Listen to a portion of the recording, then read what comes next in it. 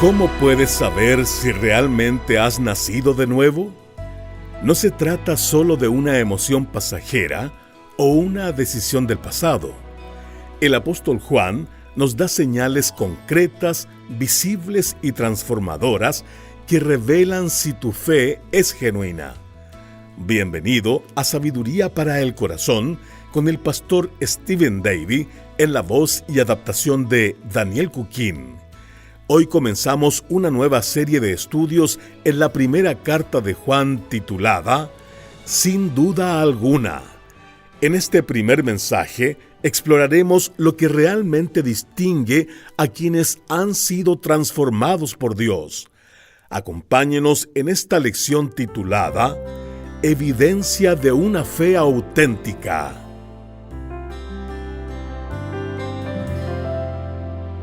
Varios años después de la muerte del apóstol Juan, alrededor del año 125 después de Cristo, Arístides intentó explicarle al emperador romano Adriano qué era el cristianismo. Su discurso fue escrito y ese documento llegó a ser conocido como Apología o una defensa del cristianismo. La leí y una parte dice lo siguiente: los cristianos persuaden a otras personas a convertirse en cristianos por medio del amor. Y cuando lo hacen, los llaman hermanos sin distinción. Y si hay entre ellos un hombre que es pobre y necesitado, ellos ayunan 2 o 3 días para poder aportarle al necesitado la comida necesaria. Ellos guardan el mandamiento de su Mesías y viven honesta y sobriamente. Ellos alaban a Dios por su comida y bebida, le dan gracias. Esa es la ley de los cristianos, y esa es su manera de vivir. Mientras volvemos a la primera carta de Juan, en los últimos 2 párrafos del capítulo 4, el apóstol Juan usó la palabra amor 27 veces. No es de sorprenderse entonces que su antiguo sobrenombre, Hijo del Trueno, eventualmente se reemplazó con el apóstol del amor. Él amaba al Señor y amaba a la iglesia y amaba a sus hijos en la fe, y quería que la iglesia demostrara amor para con todos. Pero Juan también podría llamarse el apóstol de la certeza. De hecho, en este último capítulo, el capítulo 5, él va a usar el verbo saber 7 veces. Las frases sabemos y para que sepáis aparecen una y otra vez. Generalmente el idioma griego es más preciso que el idioma español, y en este caso vamos a ver que hay un par de verbos diferentes traducidos saber en nuestra Biblia, pero que en el original son palabras diferentes, que llevan distintos matices en su significado. A veces Juan va a usar el verbo ginosko, que significa saber por medio de un descubrimiento o experiencia. En otras palabras, usted sabe que el horno está caliente porque lo acaba de tocar y descubrió la dolorosa verdad. A veces Juan usa el verbo oida, que significa saber porque le ha sido revelado. O sea, si alguien le advirtió que no tocara el horno porque estaba caliente, en ese caso usted adquirió ese conocimiento por medio de una revelación dada por parte de otra persona. Pero si luego decidió tocar el horno de todas formas, ahí supo que el horno estaba caliente no por revelación, sino por experiencia. Juan va a ir cambiando de un verbo a otro dependiendo del contexto de este pasaje. Ahora, ya sea que usted sepa algo de griego o no, una cosa es clara aquí, en 1 de Juan capítulo 5. El apóstol Juan quiere remover toda duda del corazón y mente de estos creyentes, y también de nosotros. Estas son verdades que él quiere que sepamos con certeza, que estemos seguros de algunas verdades aprendidas ya sea por experiencia o simplemente porque Dios lo dice. Si fuera a ponerle un título al capítulo 5, creo que un título que encajaría perfecto sería Sin duda alguna. Y la primera verdad que Juan quiere asegurar en nosotros es la verdad de lo que significa ser un cristiano. ¿Quién realmente somos? Habiendo viajado tanto últimamente, no pude sino reírme de este incidente que leí hace poco. Contaba acerca de un vuelo que fue cancelado. Un cansado miembro del personal de la aerolínea estaba allí atendiendo a esta larga fila de pasajeros para cambiarles el pasaje, cuando de pronto un pasajero muy enojado se abrió paso hasta el frente de la fila, a fuerza de empujones, arrojó su boleto sobre el mostrador y dijo: «Yo tengo que estar en este vuelo y tengo que estar en primera clase». «Lo siento, señor», respondió el empleado. «Estaré feliz de ayudarle, pero necesito primero atender a estas otras personas». El pasajero demandó en una voz lo suficientemente alta como para que todos lo escucharan: «¿Tienes alguna idea de quién soy yo?». Y sin vacilar, el cansado empleado sonrió. Él agarró el micrófono y dijo: «Su atención, por favor, tenemos a un pasajero en la puerta de abordaje que no sabe quién es y me acaba de preguntar si tengo alguna idea de quién es él, y sinceramente no la tengo, así que si alguien puede reconocerlo, por favor, acérquese al mostrador. Gracias».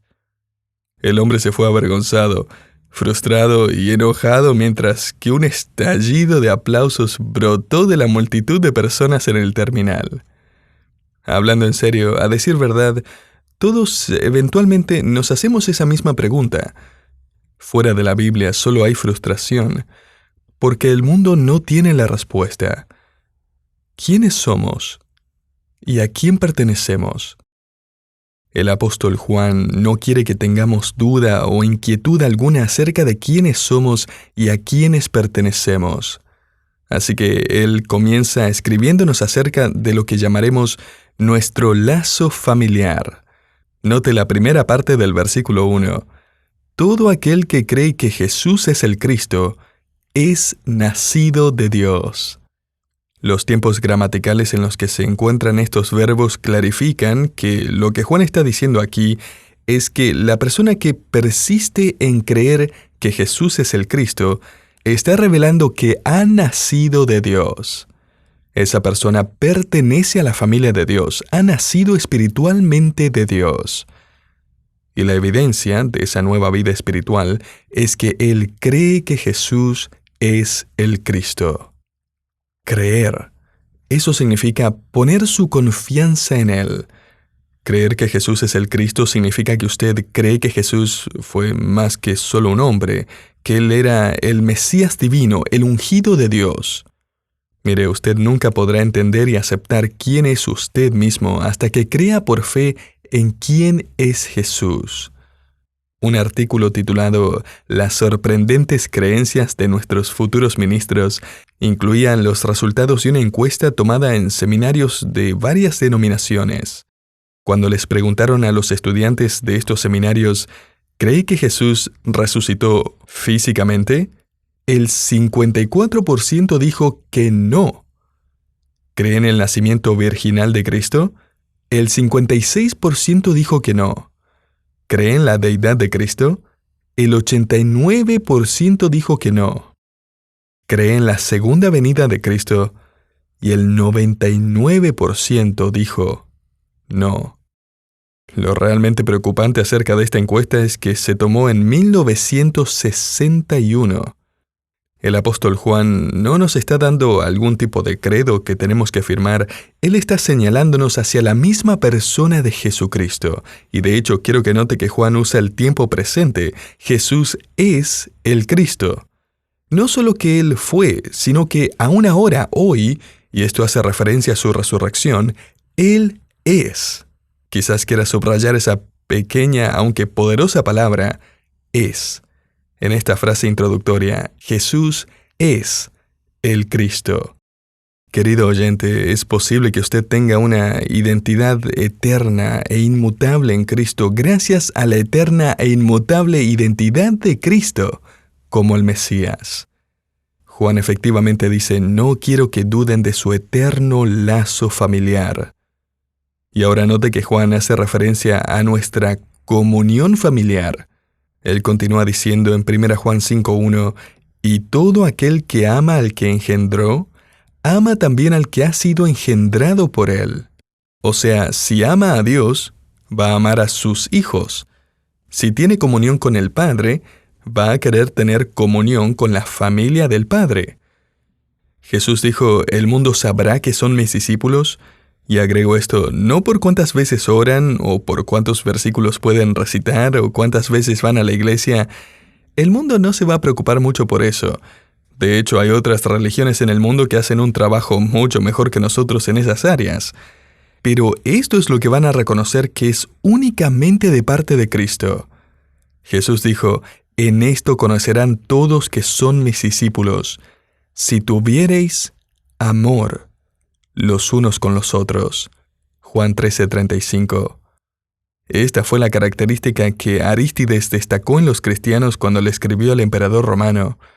El emperador romano Juliano, conocido como Juliano el Apóstata, escribió en el IV siglo acerca de los cristianos diciendo, y lo cito, «Su maestro ha implantado la creencia en ellos de que todos están emparentados». Ellos de verdad se consideran como miembros de la misma familia. Y no es una cuestión de compatibilidad, querido oyente, es una cuestión de genealogía. Somos hermanos y hermanas, nacidos de nuevo en la familia de Dios. Y solo piense cuán diferentes somos. Acabamos de empezar una nueva clase de membresía la semana pasada para personas que están considerando unirse a nuestra iglesia. Es una de las clases más grandes que hemos tenido. Preguntando me enteré que al menos 100 de ellos, si no más, empezaron a asistir a la iglesia solo en los últimos 10 meses o menos. Y han venido de todos lados. Algunos nos encontraron simplemente mientras iban manejando por la calle de aquí al frente y vieron la iglesia. Otros estaban buscando iglesia por internet. Otros supieron de la iglesia escuchando en la radio, pero la mayoría de ellos fueron invitados por amigos o familiares. Hice una encuesta rápida y encontré que venían de una gran variedad de trasfondos. Unos eran de California, otros de Pensilvania, Minnesota, habían de China, de África, de Ucrania. ¿Cómo es que vamos a lograr llevarnos bien y tener unidad? Es fascinante observar a la iglesia primitiva en Antioquía, el lugar donde los creyentes fueron llamados por primera vez cristianos. Esta era una iglesia que fue plantada y guiada por hombres de diferentes etnias y distintos trasfondos educacionales, sociales y raciales. Y Hechos 11:21 dice, «Y la mano del Señor estaba con ellos». Ellos enviaron a Bernabé desde Jerusalén para ver cómo iban las cosas en esta nueva iglesia, y el versículo 23 dice que él vino y vio la gracia de Dios. El apóstol Pablo les escribió a los efesios diciéndoles, «He oído de vuestra fe en el Señor Jesús y de vuestro amor para con todos los santos». Efesios 1:15. Y es que, querido oyente, una verdadera iglesia no abre sus puertas solo a un estrato social. Una iglesia no se enfoca solamente en personas de cierta edad. Una iglesia no busca alcanzar solo a un sector demográfico. Una iglesia no acepta solo a personas de un color de piel o de un trasfondo específico. Esa no es una iglesia, esa es una vergüenza para la gracia de Dios. Y ese no es el Evangelio tampoco. El Evangelio de la gracia de Dios produce armonía en medio de la diversidad. No es una cuestión de uniformidad. Este es el principio de unidad en la sana doctrina. Tito 1:9. De hecho, la iglesia ni siquiera es realmente considerada como una mezcla de razas, sino que es considerada como una nueva raza, un lugar donde las personas que se reúnen se han convertido en real sacerdocio, en nación santa, en pueblo adquirido para posesión de Dios, a fin de anunciar las virtudes de aquel que nos llamó de las tinieblas a su luz admirable. 1 Pedro 2:9. Estamos unidos por la fe. Somos hermanos y hermanas en Cristo. Y no solo compartimos un lazo familiar en Cristo, sino que también debemos demostrar una comunión familiar. Y si usted realmente ama al Padre, usted va a amar a sus hijos también, sin importar quiénes son o de dónde vienen. A través de esta carta, el apóstol Juan ha enfatizado esta característica del amor dentro de la familia de Dios. En el capítulo 2, él escribió que el que ama a su hermano permanece en la luz. Y en el capítulo 3, que en esto se manifiestan los hijos de Dios y los hijos del diablo. Todo aquel que no hace justicia y que no ama a su hermano, no es de Dios, En el capítulo 4, si alguno dice yo amo a Dios y aborrece a su hermano, es mentiroso. Y en el capítulo 4 también él exhorta a la iglesia, amados, amémonos unos a otros, porque el amor es de Dios. Minucio Félix, un abogado romano que vivió en el segundo siglo después de Cristo, escribió esto acerca de los cristianos. Algo sorprendido y confundido escribió, ellos se aman unos a otros aunque ni siquiera son familiares. Y querido creyente, ¿no ha experimentado esa verdad en su vida? ¿Conoce a alguien mientras viaja o en el trabajo o en el colegio y descubre que es un cristiano e inmediatamente hay un parentesco, hay una hermandad, aunque recién se conocen? Ahora, Juan hace un giro en la siguiente frase, aún hablando acerca de la comunión familiar. Note el versículo 2.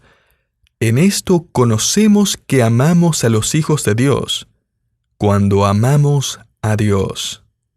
Uno pensaría que Juan escribiría, en esto conocemos que amamos a Dios, cuando amamos a los hijos de Dios. Sin embargo, él escribe, en esto conocemos que amamos a los hijos de Dios, cuando amamos a Dios. Y Juan no se equivocó aquí a todo esto. Él está diciéndonos que nuestra comunión familiar es como un círculo vicioso. Amamos a Dios el Padre y lo demostramos al amarnos los unos a los otros. Y nos amamos unos a los otros y lo demostramos al amar a Dios. Él también está haciendo un punto interesante aquí, y es que está diciendo, tal como no puede amar a Dios sin amar a sus hermanos, realmente no puede amar a sus hermanos a menos que ame a Dios. Este es el círculo completo del amor de Dios y el amor por los demás. Este círculo del amor es exactamente la razón por la que podemos llevarnos bien con personas tan distintas a nosotros en la iglesia. Este es nuestro lazo familiar. Esta es nuestra comunión familiar. En tercer lugar, Juan nos recuerda de nuestra mayordomía familiar. Note la última parte del versículo 2. Revelamos nuestro amor para con otros y para con Dios el Padre cuando nosotros, note, guardamos sus mandamientos. La palabra para mandamiento aquí no se está refiriendo a los 10 mandamientos o alguna lista de mandamientos que encontramos en el Antiguo Testamento. La palabra para mandamientos se usa más ampliamente como una referencia a toda la palabra de Dios. De hecho, nuestro Señor Jesús llamó a sus enseñanzas un nuevo mandamiento, Juan 15:10. Y me gustaría que notara qué es lo que Juan dice que debemos hacer con estos mandamientos que aplican a los creyentes del Nuevo Testamento. En el versículo 2, él escribe que debemos guardarlos. La palabra guardar significa practicarlos, y la palabra guardar implica practicarlos. Luego, en el versículo 3, él escribe que amar a Dios se evidencia por la forma en que guardamos sus mandamientos. Y ese verbo en griego es diferente. Tiene la connotación de vigilar, de guardarlos cuidadosamente como un tesoro preciado. Un autor escribió que el primer verbo para guardar tiene que ver con nuestras acciones, mientras que el segundo verbo tiene que ver con nuestras actitudes del corazón. Nosotros administramos cuidadosamente este tesoro de la palabra de Dios. Y entendemos que Dios el Padre nos manda y nos dirige y nos prohíbe y nos guía a nosotros porque nos ama. Sus mandamientos no son pesos que nos cargan. Un autor escribe, son las alas que nos ayudan a volar. Lo cual es exactamente el mismo veredicto que Juan da aquí. Note la última parte del versículo 3. Y sus mandamientos no son gravosos. Gravoso viene de una palabra griega que da la idea de un peso opresivo. Es la misma palabra traducida rapaz que usó el apóstol Pablo cuando les advirtió a los ancianos de Éfeso que después de su partida vendrían lobos rapaces que no perdonarían el rebaño. Hechos 20:29. También es la misma palabra traducida pesado que usó el Señor Jesús cuando describió las pesadas cargas legalistas que los fariseos estaban colocando sobre los judíos. Mateo 23:4. O sea, si quiere agradar a Dios, tome, cargue este enorme peso. ¿Y no ese es el mismo pensamiento de hoy en día? O sea, ¿usted sigue a Cristo? ¿Ese gran aguafiestas cósmico? ¿El cristianismo? ¡Qué molesto, qué pesado! No, querido oyente, la verdad es exactamente lo opuesto. Y es que no hay una carga más pesada que una conciencia culpable. No hay mayor miseria que ser controlado por el tirano llamado pecado. Jesucristo prometió que su verdad nos haría libres. Juan 8:32. No cargarnos más. Jesús dijo: «Llevad mi yugo sobre vosotros y aprended de mí, porque mi yugo es fácil y ligera mi carga». Mateo 11:29 y 30. ¿Mi yugo es fácil? ¿Qué significa eso? Y es que cuando nuestro Señor estuvo aquí en la tierra, los bueyes araban usando un yugo de madera. Primero se traían los bueyes a un carpintero hábil que tomaba las medidas de los hombros y cuello del buey. El yugo era luego cortado y lijado. Luego se traía al buey otra vez para que le ataran el yugo nuevamente. El yugo era cuidadosamente ajustado para que encajara bien y así no le irritara el cuello o le hiciera más fuerza de un lado que del otro. De hecho, hay una leyenda que dice que Jesús hacía los mejores yugos en toda Galilea. No podemos estar seguros de eso, pero tenemos un registro de Justino Mártir, un líder de la iglesia de Galilea que vivió en el siglo II después de Cristo, que escribió que los granjeros aún usaban los yugos para sus bueyes que habían sido hechos por Jesucristo 75 años atrás. William Barclay escribe que sobre la puerta de una tienda de carpintería podría haber visto un cartel que decía: «Mis yugos calzan bien». Esa es la idea. Hecho a medida. Diseñado personalmente. No es para cargarnos, sino para ayudarnos a crecer en la fe mientras aramos a través de las dificultades de la vida. Jesús también dijo: «Mi carga es ligera». Y eso solo puede ser verdad cuando confiamos que Dios, nuestro Padre, ha colocado sobre nosotros solo lo que podemos cargar. Y cuando amamos a Dios, rodeados por aquellos que se aman unos a otros y lo aman a Él también, la carga se aligera. Querido creyente, la vida cristiana no es una carga. Sus demandas se vuelven nuestro deleite por nuestro lazo con el Padre y nuestra comunión con nuestra familia espiritual. Ahora, eso no significa que es fácil. Es posible. Pero hay cambios que hacer, una fe que desarrollar. Sin embargo, el constante amor de Cristo nos fortalece y nos permite vivir sabia, justa y piadosamente. Craig Barnes, un pastor estadounidense, escribió: «Cuando era niño, mi padre trajo a casa a un niño de 12 años llamado Roger, cuyos padres acababan de morir por sobredosis de droga. No había otro pariente para cuidar de Roger, así que mis padres decidieron adoptarlo y criarlo como si fuera uno de sus propios hijos. Y en un principio le fue bastante difícil a Roger ajustarse a esta nueva casa, un ambiente libre de adultos adictos a la heroína. Cada día y varias veces al día escuchaba a mis papás decirle a Roger: No, así no nos comportamos en esta familia. No necesitas gritar o pelear para tener lo que necesitas.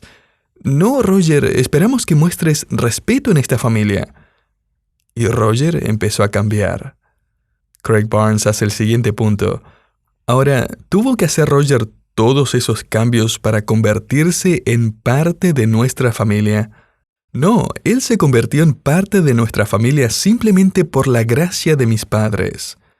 Pero luego él tuvo que hacer bastante trabajo porque era parte de la familia.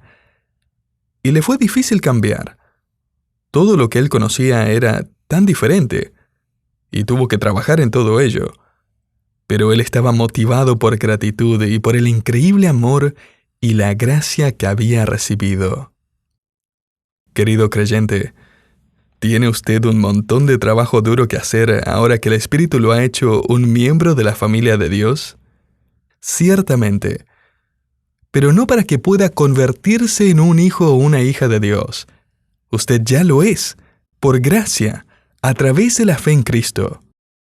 Pero ahora tiene mucho trabajo por delante y el Espíritu Santo frecuentemente le va a traer convicción cuando vuelva a actuar según su antigua forma de vivir. No, así no es como actuamos en esta familia. Ahora, habiendo estudiado estos 3 versículos, permítame terminar nuestro estudio leyendo nuevamente el extracto de lo que Arístides dijo en defensa del cristianismo. Y mientras la leo, ahora puede imaginarse cómo las palabras del apóstol Juan se han convertido en una realidad en la iglesia primitiva. Y oramos para que se conviertan en una realidad en nuestra iglesia el día de hoy. Arístides escribió: los cristianos persuaden a otras personas a convertirse en cristianos por medio del amor, y cuando lo hacen los llaman hermanos sin distinción. Y si hay entre ellos un hombre que es pobre y necesitado, ellos ayunan 2 o 3 días para que puedan aportar al necesitado con la comida necesaria. Ellos guardan el mandamiento de su Mesías y viven honesta y sobriamente. Ellos alaban a Dios por su comida y su bebida, le dan gracias. Y esa es la ley de los cristianos. Esa es su manera de vivir. Eso resume bien lo que dice 1 Juan 5 del 1 al 3, ¿no es así? Permítame darle evidencia innegable en defensa del cristianismo. La forma en que los cristianos responden en fe a Cristo, la forma en que se relacionan en amor unos con otros, y la forma en que guardan los mandamientos de Cristo con adoración y acción de gracias. Que se diga de nosotros también: esa es la ley de los cristianos, y esa es nuestra forma de vivir hoy.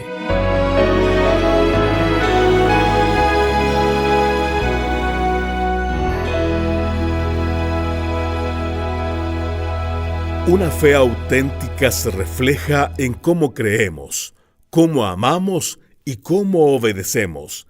Y eso no es una carga, sino una evidencia de que somos verdaderamente hijos de Dios. Gracias por acompañarnos en Sabiduría para el Corazón, una producción del Ministerio Sabiduría Internacional. Hemos iniciado la serie titulada, sin duda alguna, con el mensaje Evidencia de una fe auténtica. Si esta enseñanza fue de bendición, lo invitamos a unirse a nuestro grupo de amigos de sabiduría, suscribiéndose a nuestra lista de correo electrónico. Puede hacerlo en nuestra página web sabiduriainternacional.org/suscríbase. Así podrá recibir recursos bíblicos cada semana y seguir creciendo en la fe junto a nosotros. Nos encontramos en nuestro próximo programa. Bendiciones.